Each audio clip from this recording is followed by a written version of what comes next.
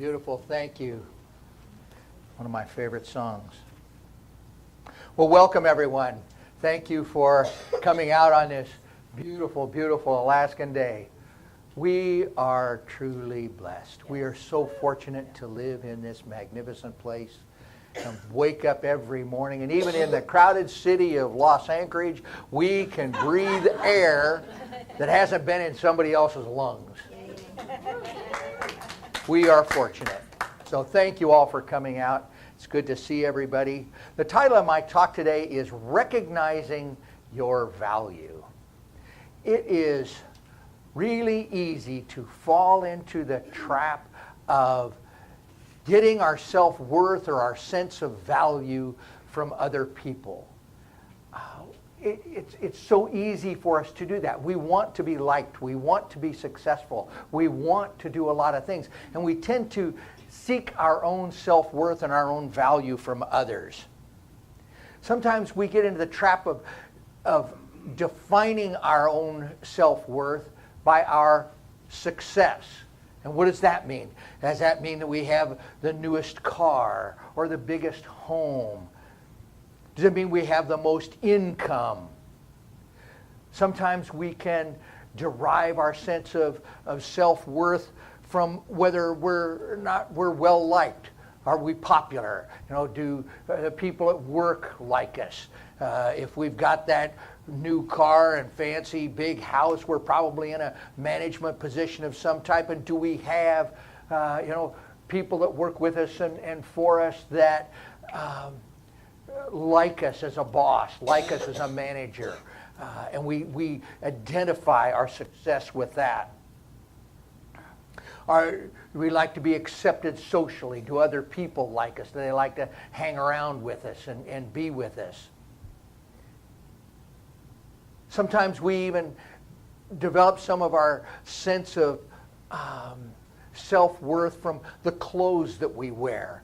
And I got this from reading a thing, and I noticed how conscious we can become of having designer clothing. We have designer purses. We have designer jeans, designer shoes. We even have designer underwear. If you have to wear underwear like this certain basketball player.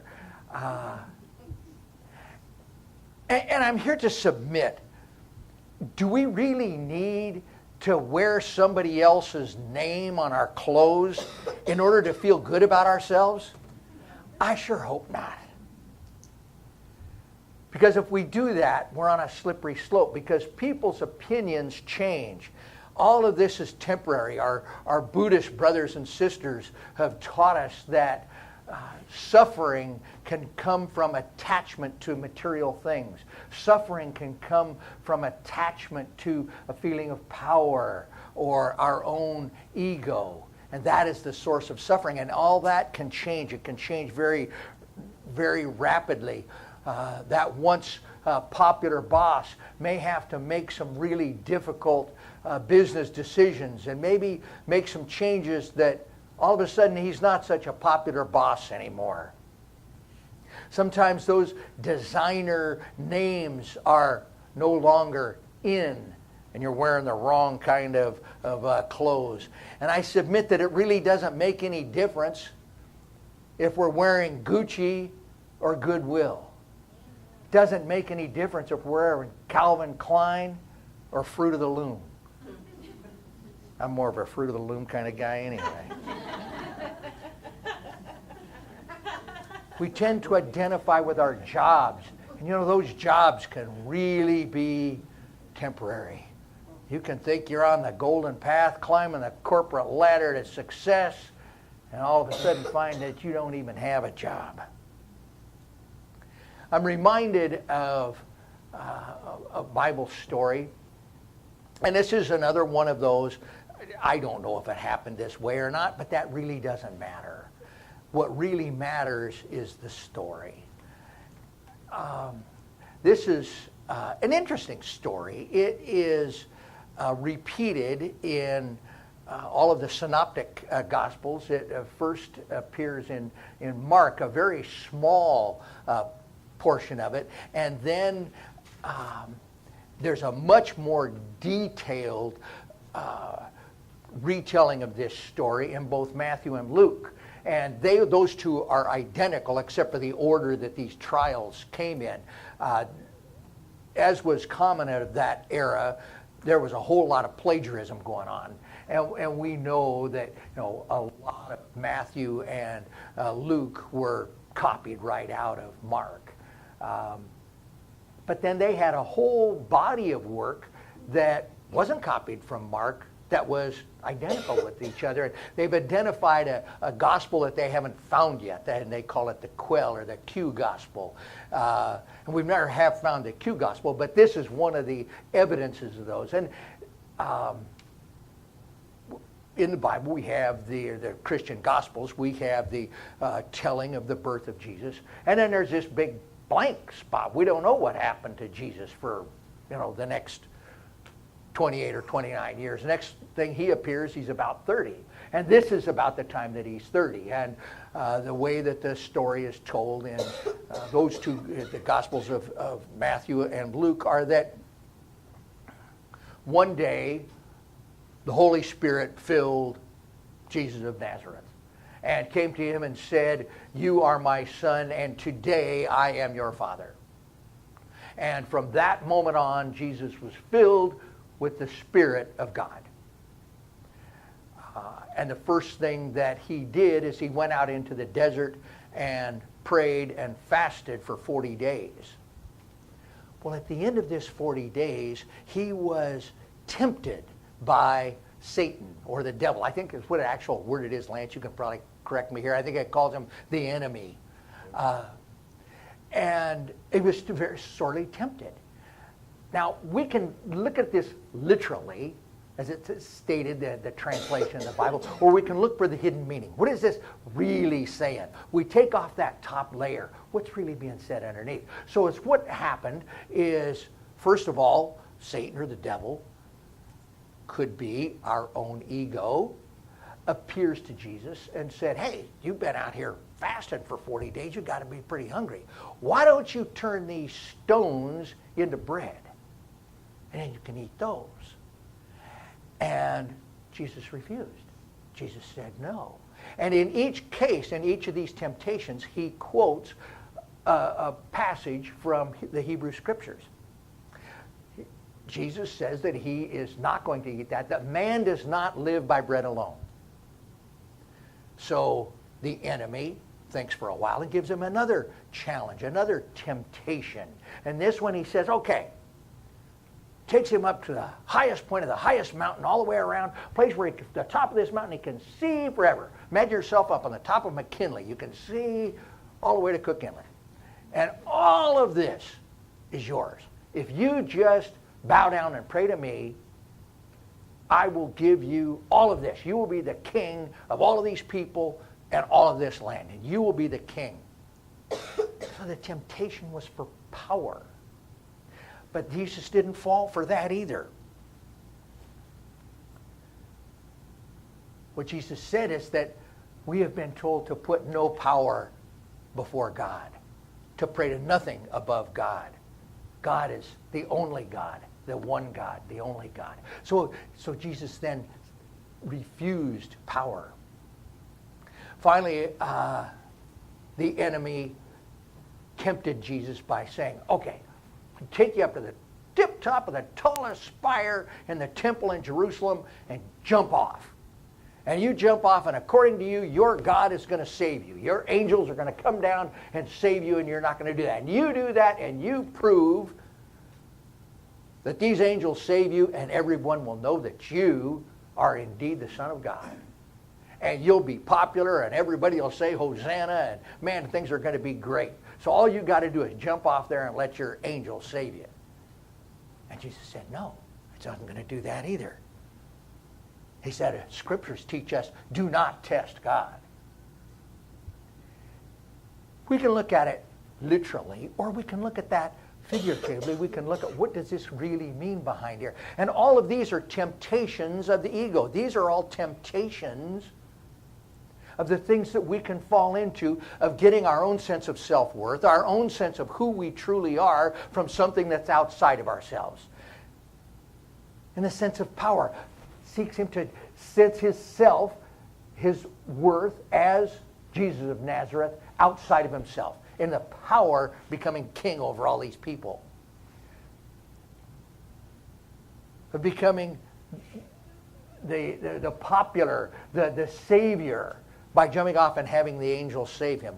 And Jesus refuses to do these.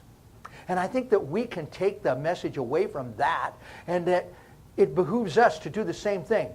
For us not to look for our own sense of identity and who we are outside of ourselves. Look for other people. Look for power. Look for material things outside of ourselves to define who we truly are. The only way we can find who we truly are is to go within ourselves. Our sense of our own self-worth must come from within. The way that I think of this, and the way that it helps me to do that, because it's really easy to fall into that trap. It's really easy. But it helps me to stay grounded when I can just remember that each and every one of us is a product of God. Each and every one of us are a son or a daughter of the Most High. And that this Most High, this God, this infinite creative force is perfect in every way. And if this force is perfect, that means you must be perfect, because it didn't make any mistakes in making you. That doesn't mean that we don't have challenges in our life. It doesn't mean that we have things that men judge as imperfect. But what it does mean is that you were made by a power greater than you, a power greater than anything in the universe. And as such, we are made perfect and whole and complete just as we are. I've heard it said that some people believe that when we come into this experience, we get to choose our experiences. You know, some people choose to have addictions. Other people choose to have physical ailments. Some people choose to have mental challenges. I don't know whether that's true or not. I don't remember making those choices. But I can't help but believe that however that infinite creative force is, and it's giving expression to itself through and as us, that it does so in a whole wide range of possibilities. And some of those include some of the things that we think that aren't as perfect. You know, there are children born with what things we call deformities. People get in accidents. People lose their limbs, arms, legs, and they go through life without those. But does that make them less perfect? Does that mean that they are not? Maybe that's this individual's opportunity to learn compassion for his fellow man. Maybe it's this soul's opportunity to learn that the autistic can be geniuses. We don't know. We're putting signs on things, and we don't always know what the right answer is.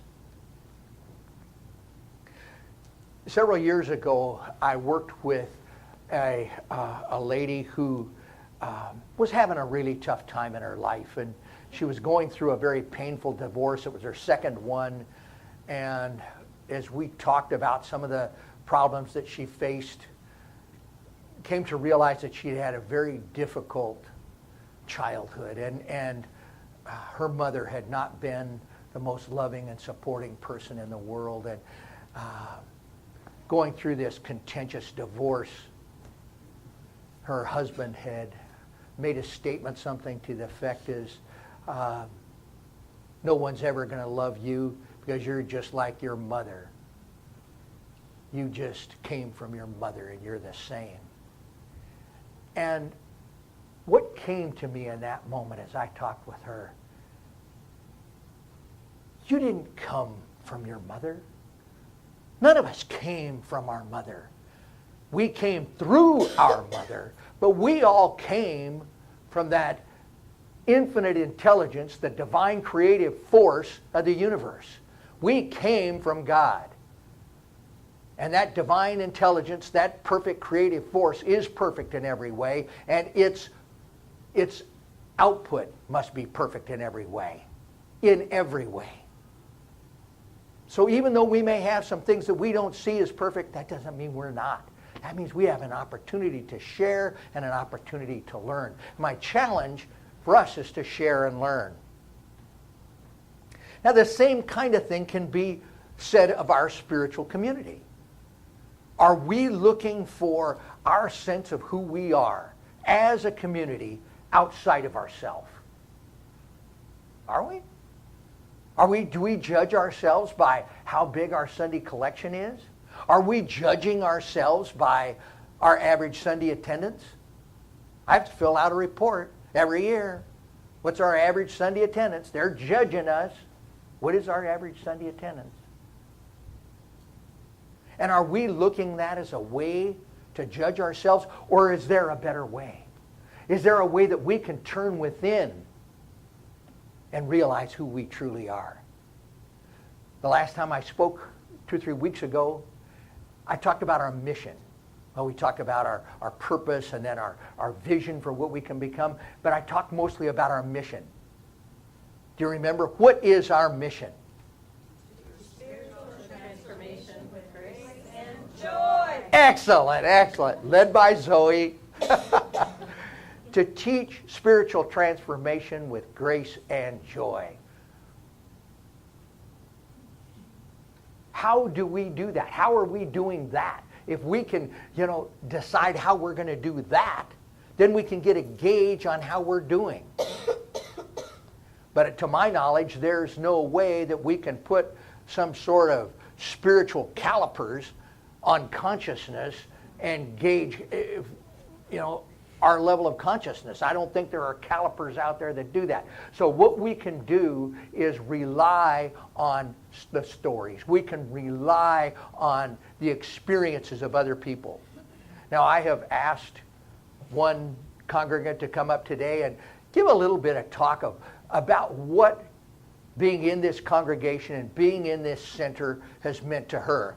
Now, I asked one person just because she happened to be standing in front of me at the time that I thought of doing it.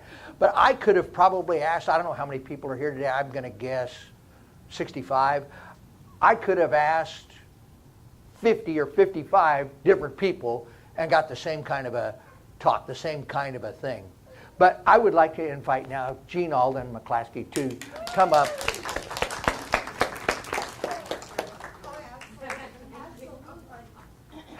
Springtime, joy. All right. I can't believe I'm doing this. Anyway, I've never held a mic before. Oh, you can do that. So what do I do? Okay. Anyway, can everybody hear me? All right, this is very uncomfortable for me, and I know it's just my ego. So you see the effects of that nervous ego going on, just kind of like bypass it, and I know that you all see me. We love you. You're all friends. I've been here for 11 years. It's a lot. It's a lot. I did not come from the greatest place. We came from Florida for 15 years, raised my children alone in a world that I didn't understand, that I had courage, and that there was a lot to be grateful for even during that time, but I didn't understand it from here. And I took a path once my kids grew up and left, and it led me in my car, driving up here with my Basset Hound, and with a couple of other people that I kind of pushed aside once I got here, decided I was going to jump in just fully into a new life. I was no longer going to be shy and withdrawn, and I was just going to figure this out. And so I found the center within 3 weeks after coming here on the back of a magazine ad, and I showed up. That took courage. Woo-hoo! And I sat in the back. and then I went through the coffee line, which was here. It was right in this area. And I met my close friend here, Sue, in the coffee line. And from that point on, things started to change for me, and I came every Sunday For 6 months, I think I cried a little each time. Finally got the message, though, in one Sunday about gratitude and not to step my foot on the floor in the morning without thinking of at least one thing to be grateful for. I look back on how challenging that was for me. I knew I was grateful, thank you, and my mother told me to say thank you and please and all those things, but to really feel it, the first thing I remember is looking at my basset hound and going, I'm thankful for Daisy. That was the start. And slowly over time, I started to realize I'm grateful for everything, and I could feel it right here. That came from Sunday service. The next thing is now to have the courage to take it a little further, and that's where foundations class came in for me. And I took a break from a lot of things, spent a lot of time, and in that process, I was leaving that relationship I came up with, tapped on Sue, and she let me come to stay for 4 years in her home. Can I just come by for a few days? And she opened her door to me, my basset hound, and slowly my family started to move in. One by one, Sarah moved in, Brendan moved up, and after go back to foundations class. So I had the courage to go to that, and I want to just share quickly 2 things that I learned from that one. And the first day I went in, they asked if there was something I would like to change, do, something incredible that I feel like I can't do. And for some reason, I raised my hand first because I know this sounded so silly, but I should be saying world peace. But all I wanted is my basset hound to live forever. So I, went through this whole 14 weeks. It was a long course at that time, and learned that I had the courage. I stuck it out. I came every week, whether I was sick or not, and made it through. And at the end of that, my dog got, I was told that she had cancer. And now I learned something through this process, that not to weep and cry about it now. I had 2 more years with that dog, and by the time she went, I understood that there is life beyond this one right here. And in fact, that we just went through this with my daughter on Monday with her precious Billy. And because of my process, my children have benefited, my family. After foundations, I found Brian, I got married, we have this beautiful home. I thank you. I thank all of you for this, because this place is what brought all this to me. And I'm only going to share this, do I have a minute? Sure. Okay. Which is going to be a little hard here, but to show you, I brought an actual project that one of the people in my class did, and she was an elderly woman. She didn't come here to the center on Sunday, but she came for this class, and this was very powerful for me because I keep it in my office and look at it all the time, and she's, since the class transitioned, so I need a hand, maybe. Can you do the hands, one on one hand and one on the other? And you guys can look at this later. Okay, she stood up here on her project day, and she made these. And she held this one up. She goes, this is me before foundations class when my life sucked. And then she said, and this is me after foundations class when I'm happy. And then she went, before, sucked. After, happy. Sucked, happy. That was it. That was it. To me, that says it all. So I appreciate these because I hold them so dear, and they're a reminder to me how much my life has changed. And now that I know I only have 3 minutes and I'm already down to 1 or a half a minute, the last place is volunteering. I stepped into a role here very quickly after coming. I didn't have a lot of work, and so I had a dream, and it showed me cleaning here at the center. I called up that morning and talked to the person in the office, and they said that Ken, one of the practitioners, does cleaning, and I offered my volunteer time with him. We cleaned here together for over a year, but the fun part is 1 hour after I said yes to cleaning here, I got a call for a job. So every inch, I could keep you here all day with those kinds of stories, So when I look out over here at everybody, I feel like you've all gone on this journey with me, and I appreciate it that we are all coming together as this wonderful spiritual family. And I don't know how to say thank you enough, with gratitude for Reverend Don and all of those that are keeping this place going for all of us. And I enjoy working with all of you. So I'm going to just throw it out there that if you haven't gotten your picture on that photo board, or feel like you want to step into something here, contact me. But we have Michelle Kuntz, who's our amazing photographer, and she's willing to come on our potluck Sundays, which, even though we're not having a potluck today, but today, anybody who isn't on the board, she's willing to take your picture today. I have a little postcard invitation to give out to those who dare to raise their hand, and Cynthia George will make sure that you get one. I would love to see everybody step in a little further and benefit the way that I have. So thank you. Is that good enough? How did I do?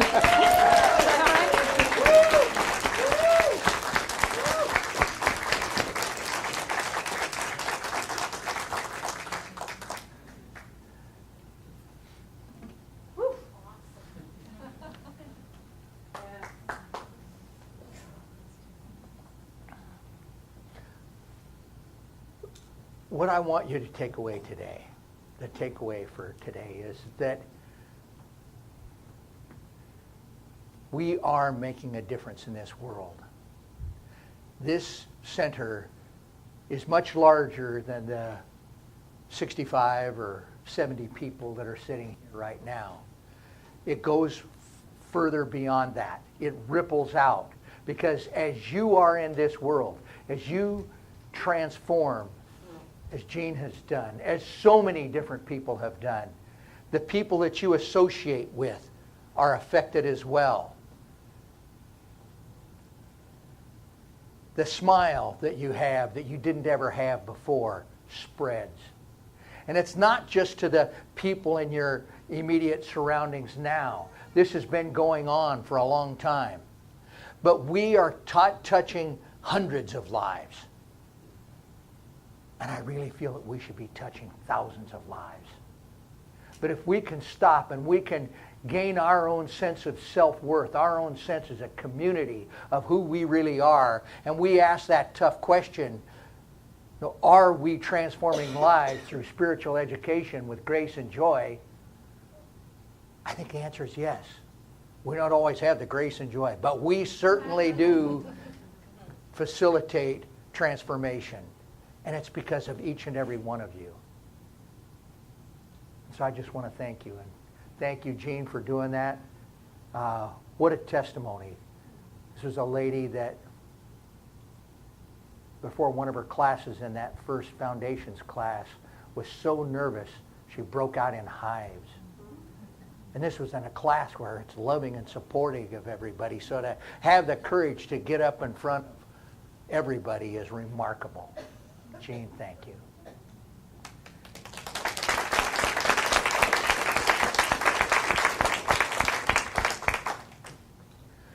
And so it is with this awareness of our own inherent divinity, of that spark of the divine that resides within each and every one of us. I just simply recognize that we are one with all that is. We are one with one another, and we are one with God. And we know that even though we face challenges in this earthly plane, that we have a spiritual truth that is greater than any apparent disease, challenge, separation. I speak my word for each and every person who on this day may be experiencing lack and limitation, more month than there is paycheck. We just simply know that we live in an abundant universe, a universe that is so vast, so abundant in everything. We just open ourselves up to receive all that we need. I speak my word for those who are experiencing a health challenge, knowing that within each and every one of us, there's a blueprint that is perfect. There's a pattern of perfection that exists. And that pattern is what we call forth and embrace right now in this moment. I speak my word for those who are suffering from relationship issues, whether they be family issues, mother, dad, children, whether they be work relationships, whether they be romantic relationships. It makes no difference, because this is all man interacting with man. And that God within me reacting and surrendering to and honoring the God within you. The God within each other, talking to one another. And that is the spiritual truth. And so we just give thanks now. We give thanks for our awareness of the power and the presence of God. We give thanks for all the good that is. And so now we just let it go. We let it be. And so it is.